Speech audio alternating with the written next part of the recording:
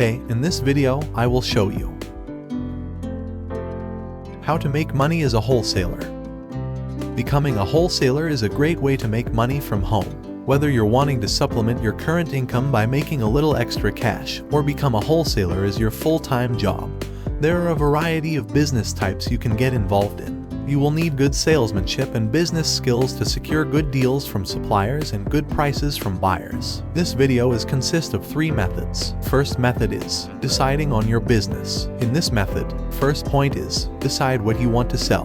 The name of the game for a wholesale dealer is buying large quantities of goods for a relatively low per unit cost, and then selling them on in smaller quantities at a markup price. For this to be successful, you need to buy things that will retain their value and enable you to sell them on for a profit. Do some thorough market research to see which types of goods are suitable for your business. If you have specialist knowledge in a particular area, then use this to your advantage. If you have experience of working in a particular industry, this could be a significant advantage. A large part of what makes a good wholesaler is good salesmanship.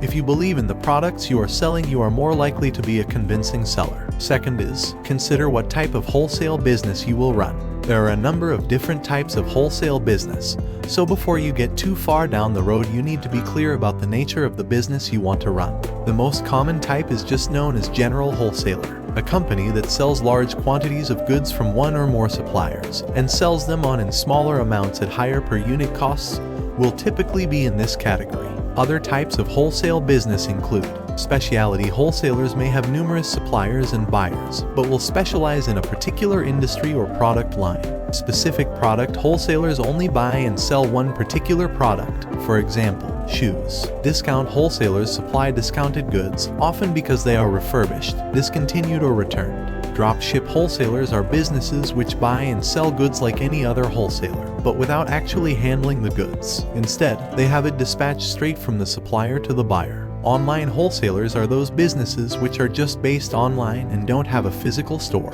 This can be a cheaper way to run the business, but limits the amount of stock you can handle. Third is evaluate your finances. Once you have conducted market research and are developing a clearer picture of the type of wholesaler business you would like to develop, you need to appraise your financial situation.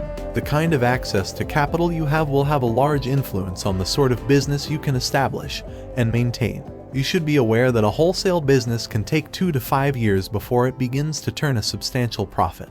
If you have limited funds at the start, consider beginning with a small online business and build up your knowledge and experience at the same time as building up some cash reserves. Once you have more available liquidity, you can begin to expand your operations. Do not try to expand beyond your finances. Going into debt to start a business adds additional risk to the business and should be avoided. Fourth is draw up a business plan. An essential element in every successful business is a thorough and well-considered business plan. You need to have one of these in place to firm up your strategic plan. You will also need to define the core values of your business and how you intend to operate. The plan should include an analysis of the existing marketplace as well as a full projection of how you want to develop your business. You need to include information on the products you want to buy and sell as well as your strategy for doing so. Include a summary of the finances and how and when you intend to turn a profit. You can look at some examples of wholesaler business plans online to get you started. Second method is setting up your wholesale business. First point is develop your online presence. When you have planned out and researched your business and market, it's time to develop your trading presence. Purchase a domain name and build a website that is attractive to both your prospective buyers and prospective suppliers. You can get a domain quite quickly and cheaply. Don't forget to develop a presence on social media as well and link up all your different online elements. Second is take care of the legal and regulatory requirements. Before you start actually trading, you need to be sure you have all the necessary legal permits and licenses. This means you have to secure a business license. This involves setting up your business as a legal entity as well as getting a federal tax identification number. You can apply for an IN online. To register your business, visit the U.S. Small Business Administration site. You may need to obtain further licenses and comply to other regulations that are specific to your state. You can look up all the details for your locality online. Third is understand different suppliers. If you want to start selling, you need to secure deals with reliable suppliers. This is an absolutely crucial aspect to your business, and how you approach it will depend on the type of wholesale business you are developing.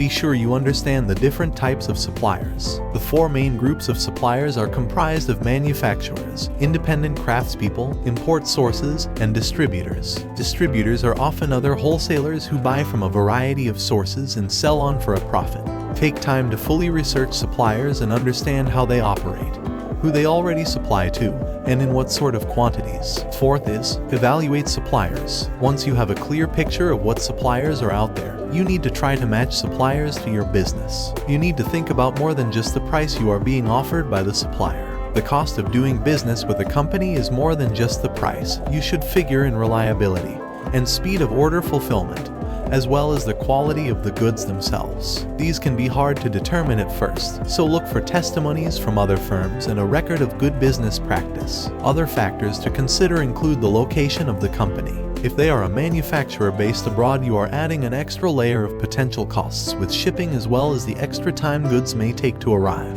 Extra costs may be negated by lower purchase prices, but be sure to take all of these factors into careful consideration. Fifth is, obtain physical premises if necessary. Depending on what type of wholesalers you are operating, you may need to have a physical site that processes orders and stores inventory. If you are starting small, you can probably run a wholesale business from your basement or garage. One way to lower your overheads is to run the business from home and thus cut out costs for rent and rates. Last method is boosting your profits. First point is improve your marketing.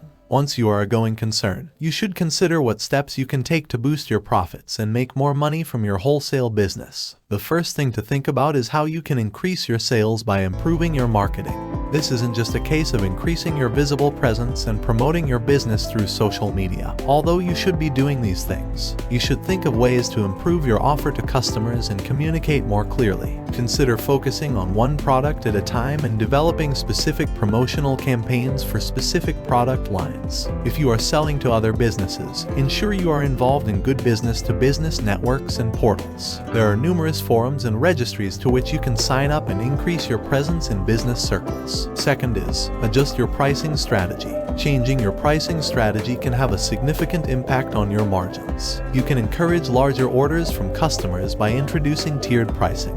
This is particularly relevant if you are selling to retailers or other businesses rather than to individual customers. Take time to carefully figure out a good pricing approach for your business. A tiered pricing strategy could look like this. If the buyer purchases 100 units of product A, the cost is $10 per unit. If the buyer purchases 50 units of product A, the cost is $12 per unit. If the buyer purchases 10 units of product A, the cost is $15 per unit. Third is, consider drop shipping to streamline your business. One way to increase your profits is to decrease your costs of doing business. An increasingly popular way to run a wholesale business is by drop shipping.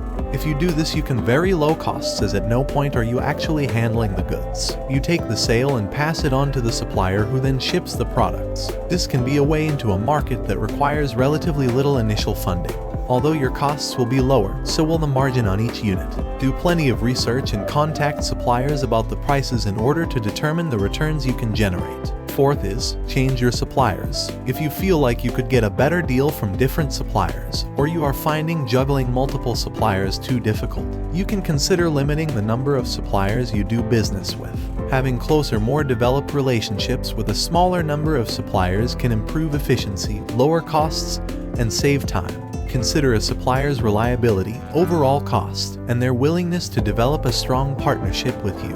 Also think about whether this supplier is developing their product line and business practices. If they seem slow or out of date, they may be failing to adapt and develop within their industry. Fifth is, making new deals with suppliers. As well as looking for new deals with new suppliers, you should always investigate the potential to improve the terms of your deal with your existing suppliers. This doesn't necessarily mean renegotiating any contracts, but rather inquiring about available discounts, special offers, and lower rates for larger orders. Businesses that sell to other business are often much more flexible about pricing than a retail business would be. If you have a long relationship with a supplier, you may be able to get a considerable discount on the costs of your order. If you order over a certain amount, a discount could kick in and save you money. Speak with a contact at the supplier to be sure you know about all the possibilities to lower your purchase costs.